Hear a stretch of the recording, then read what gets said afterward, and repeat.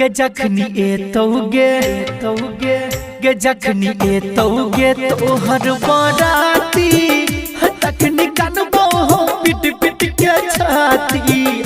जखनी तौगे तोहर बाराती तखनी कानबो हो पिट पिट के छाती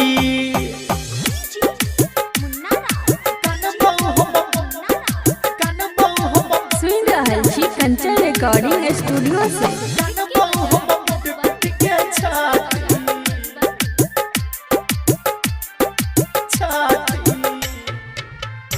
दिला दुख के जान हम न सहबो तोरा बिन एको पल नहीं रहबो तोरा बिन एको पल नहीं रहबो के दिला दुख के जान हम न सहबो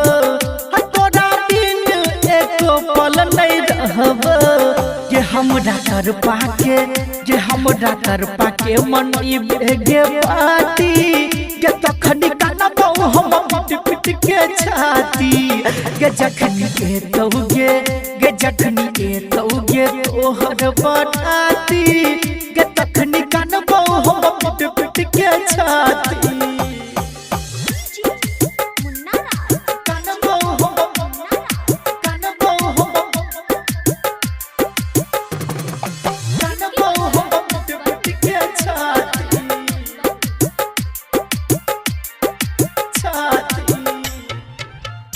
तोरा बिन लागतै सुनसान गे छही राघव राज के जान छही राघव राज के जान गे तोरा बिन लागतै सुनसान गे छही अक्षय मुन्ना राज के जान गे राइटर बीकेसी ला बनले काटी